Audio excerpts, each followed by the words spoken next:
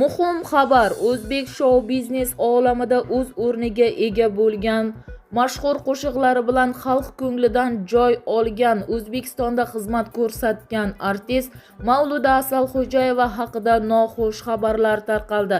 Assalomu alaykum hurmatli tomoshabin, tezkor yangiliklardan birinchilardan bo'lib xabardor bo'lishni istasangiz, like va podpisatsiya tugmachasini bosib qo'yishni unutmang.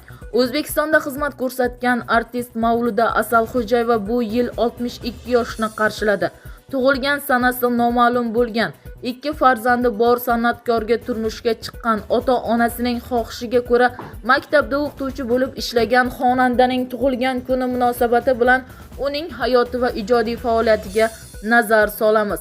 Mavluda Asalxo'jayeva 1963-yilning 15-oktyabr kuni Qirg'izistonning Jalobod tumanida dunyoga kelgan, ammo u tug'ilgan sanasi hujjatlarda noto'g'ri ko'rsatilganini aytib o'tgan.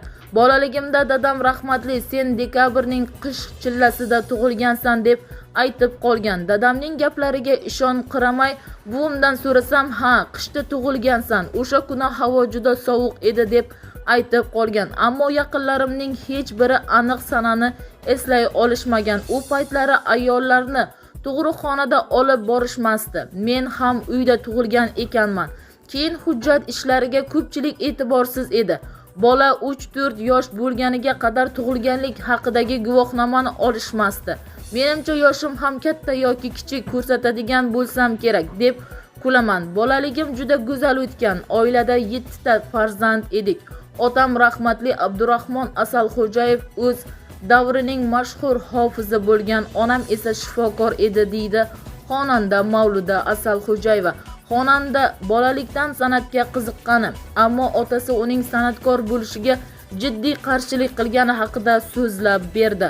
Otam nihoyatda halim, kulib turadigan inson bo'lgan, biror marta og'ir gaplarni eslolmayman. Qizlarga og'ir gapirmay, onam orqali gaplarni aytardi. Bolaligimdan san'atga qiziqqanman, ammo otam rahmatli qo'shiq kuylashimni yoqtirmagan. Hatto maktabda qo'shiq tanlovlari bo'lsa onamga Mavluda ishtirok etmasin, u aniq g'olib bo'lib Toshkentga o'qishga ketib qoladi deb aytarkan. Sen o'qituvchi bo'lishing kerak, qiz bolaga shunisi ma'qul deb ko'p aytardi. Otamning aytganini qilib pedagogika texnikumiga o'qishga kirganman. U yerni bitirib 1 yil maktabda o'qituvchilik ham qildim.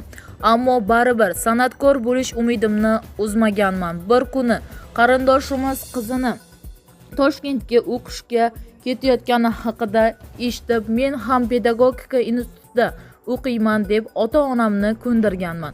Poyezdga kelguncha qarindoshimizning qiziga ham asl niyatimni aytmay, keyin men san'at institutiga o'qiyman deganman. Ammo 1 yilga qadar ota-onamni boshlang'ich ta'lim yo'nalishida o'qiyapman deb aldaganman, deydi Mavluda Asalxo'jayeva. Yolg'on bilan uzoqqa borib bo'lmaydi. Qizning san'at institutida o'qiyotganini bilgan Abdurahmon Asalxo'jayev ayoli va qizidan jahli chiqib ular bilan gaplashmay qo'yadi. Ammo qizning televizorga chiqqani Jalolobodda gap so'z bo'lgach qizni oldiga chaqiradi. Qizning tarbiyasini buzding deb onam bilan ham gaplashmay qo'ygan. 1 yilga yaqin men bilan ham gaplashmagan. Jalolobodda borganda otamning ko'ziga ko'rinmaslikka harakat qilardim. Shu orada televideniyadagi konsertda qo'shiq kuylaydigan bo'ldim. Konsert namoyish etilganidan keyin otamning tanish bilishlari bu haqida aytishibdi. Qiz bola boshi bilan Toshkentga borib televizorga chiqadi. Bu mashhur san'atkor bo'ladi deb iliq fikrlar aytishgan ekan. Otam chaqirayotgani haqida aytishganida qo'rqib uyga borganman. O'shanda otam rahmatli san'at qiyin kasb bo'lgani uchun fikringdan qaytmoqchi bo'lgandim. Bu yo'lni tanladingmi? Endi oxirigacha borsang sendan ranjimayman degandi. O'shandan keyin otamning oq fotihasini olib ijodimni boshlaganman, deydi Mavluda Asalxo'jayeva. Mavluda Asalxo'jayeva institutni tamomlab yo'llanma asosida Turkmanistonga ishga yuboriladi. U Dassent ansamblida tajriba orttirish bilan birga bo'lajak turmush o'rtog'i bilan ham uchrashadi. Uydagilar tezroq oila qurishning kerak deb ko'p aytishardi. Hatto turmushga chiqavermaganimdan Ammam o'g'liga so'rab og'iz ham solgandi. Onam rahmatli ammang seni kelin qilmoqchi deganlarida rosa jahl otiga mingandim. Hozir eslasam uyalib ketaman. O'shanda jahl bilan ammamning uyiga borib o'g'illariga qarab, senga turmushga chiqmayman. Men hali mashhur san'atkor bo'lishim kerak deganman. Hech gapdan xabar yo'q. Ammamning o'g'li senga uylanadigan ahmoq yo'q degandi. Doim san'atni tushunadigan inson bilan oila qurish haqida niyat qilardim.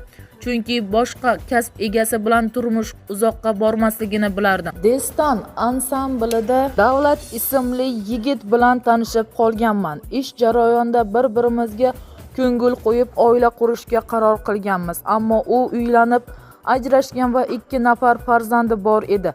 Albatta u bilan oila qurishim yaqinlarimga yoqmagan, ammo men uning farzandlari borligi tabiiy qabul qilganman. Bolalarning ko'ngil o'ksimasin deb chiroyli kiyimlar oldirib bolalariga yuborardik, deydi Mavluda Asalxo'jayeva. Bir necha yil avval Mavluda Asalxo'jayeva turmush o'rtog'ining farzandlariga onalik qilayotgani bilan bog'liq xabar AOVda tarqalgandi. Ularni yaxshi ko'raman, farzandlarim bilan aloqalarim qanday bo'lsa, ular bilan ham xuddi shunday munosabatdaman. Vaziyat taqozosi bilan ular bilan birga yashadik. Buni hech kimdan yashirmayman va ularning borligidan hamisha quvonaman, deydi xonanda. O'zbekistonda xizmat ko'rsatgan artist Mavluda Asalxo'jayevaning otasi Abdurahmon Hofiz ham qizining yakkaxon konsert dasturi kuni vafot etgandi. U kun sahnaga chiqishim juda og'ir kechgan. Eng alam qilgani o'sha yilgi dasturda ilk marta otamga bag'ishlab qo'shiq aytishni rejalashtirgandim. Bir kun avval ukalarim qo'shiqni dadamga aytib bering deyishganda yo'q, ertaga konsertda eshitadilar dedim. Dadam konsert uchun atayin Toshkentga kelgandi. Necha kun bo'lasiz deganimda konsertning 5 kunida ham yoningda bo'laman degandi. Afsuski konsertning ilk kunida erta tongda jonlari uzildi. Konsertni qoldirishning iloji bo'lmagani uchun ko'zlarim shishib katta sahnaga chiqishga majbur bo'lganman. Ayniqsa otamga bag'ishlagan qo'shiqni aytganimda butun zal yig'lagandi. Eng qizig'i, ilk konsert kunida ko'rinish bergan kapalak konsertning 5-kuniga qadar uchib ketmagan. Armonim haqida ko'p so'rashadi. Men o'sha yilgi konsertda xalqqa otamni tanishtirib, unga atalgan qo'shiqni aytishni reja qilgandim. Afsuski bu menga ushalmas armon bo'lib qoldi. Ulg'ayganimda yetim bo'lib qoldim, deydi xonanda. Xonandada hayotda talay qiyinchiliklarni boshdan kechirgan, turmush o'rtog'i og'ir kasallikka chalingani va uni davolash uchun qo'ldan kelgancha harakat qilganini so'zlab bergan.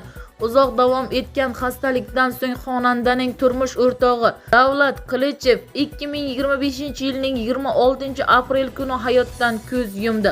Turmush o'rtog'im kasallikka chalinib qattiq og'rigan. Uni davolatish uchun qo'ldan kelgancha harakat qilganman.